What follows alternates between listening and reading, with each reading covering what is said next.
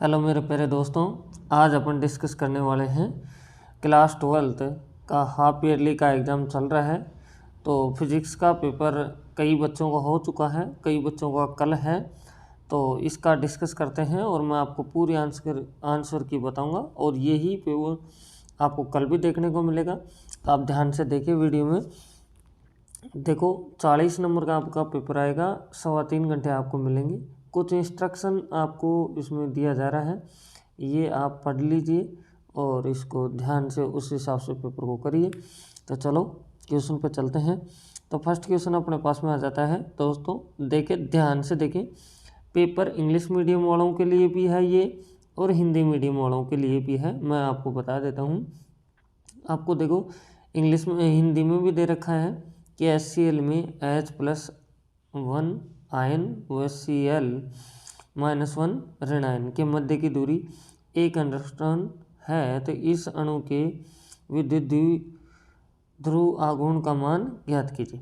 English में देख लो, चाहे लिख रखा है distance between H+1 and Cl-1 is 1 angstrom in HCl molecules. Electric dipole moment of this molecule will be।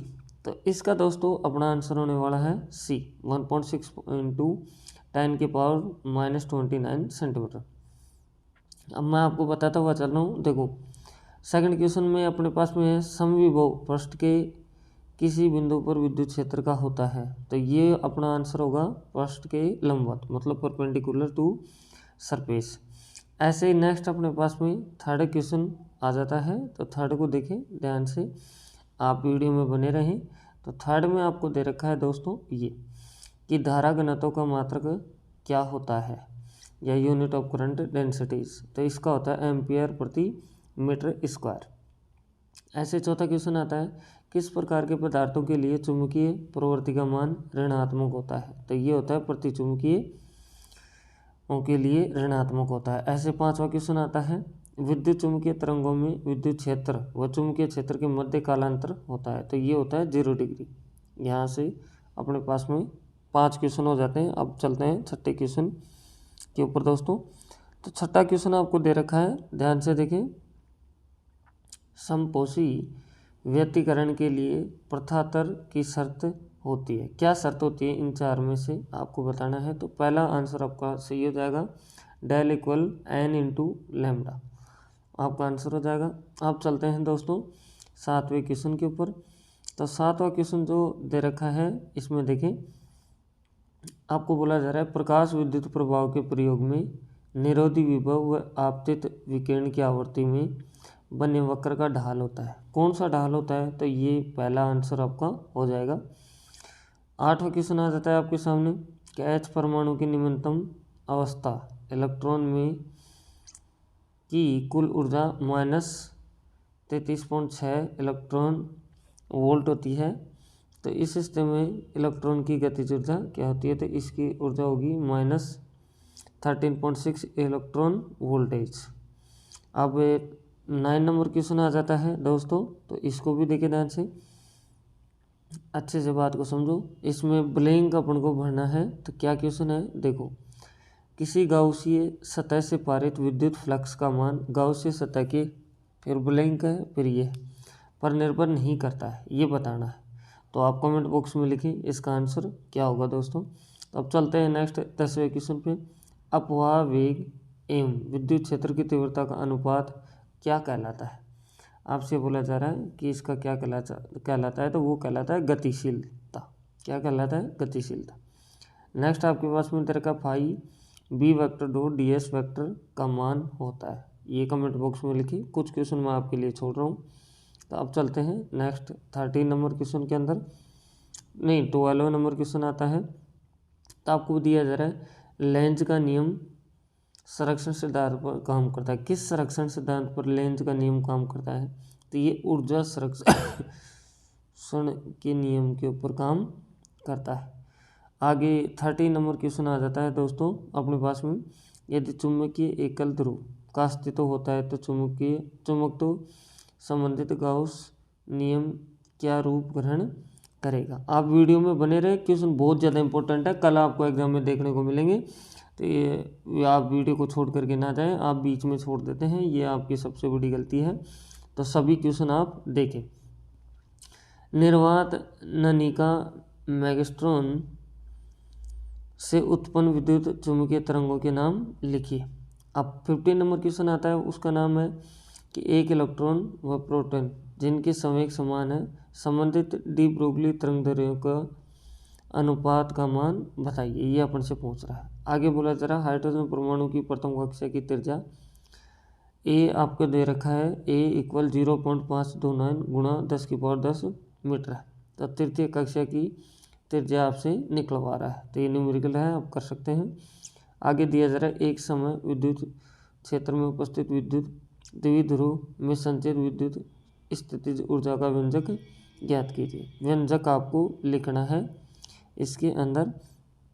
अब अपने पास में 18 नंबर क्वेश्चन आ जाता है, तो इसको भी देखें।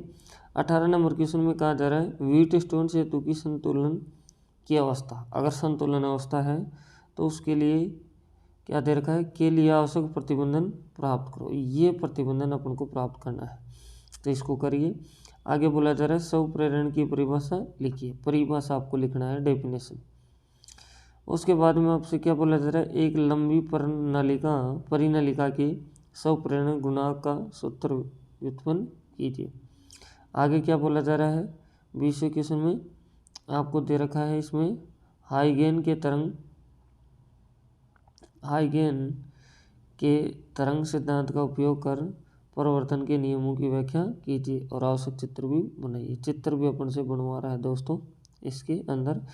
अब 21वां जो क्वेश्चन आ रहा है आपके सामने इस तरह से आता है, देखो यहाँ से नाभिक की त्रिज्या, नाभिक होगा यहाँ, नाभिक की त्रिज्या का द्रव्यमान संख्या के नाम संबंध लिखिए एवं दर्शाइए कि नाभिक का घनत्व द्रव्यमान संख्या पर निर्भर नहीं करता। ये आपको प्रूव करके दिखाना है।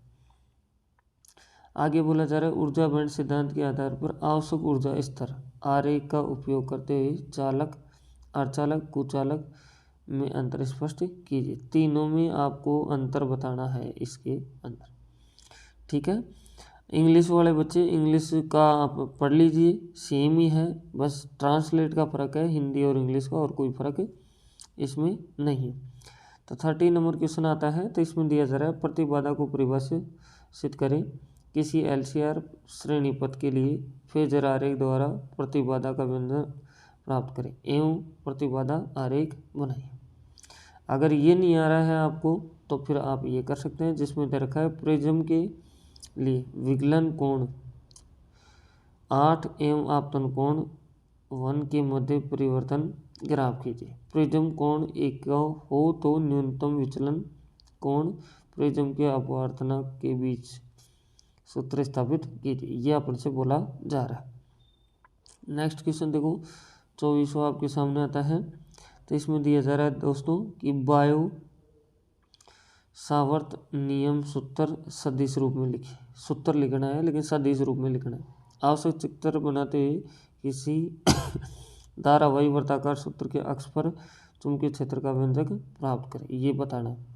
या फिर आप ये ना बता के ये बता सकते हैं कि एम्पियर का परिपथीय नियम लिखिए।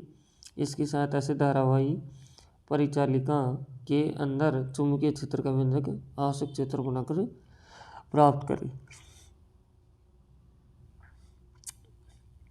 आपके पास में लास्ट क्वेश्चन आता है दोस्तों, जिसमें दे रखा है स्नेल के नियम का कथन लिखिए। इसकी सहायता से गोलीय सतह के से अपवर्तन के आवश्यक प्रतिबंध प्राप्त करें, आवश्यक चित्र भी बनाए।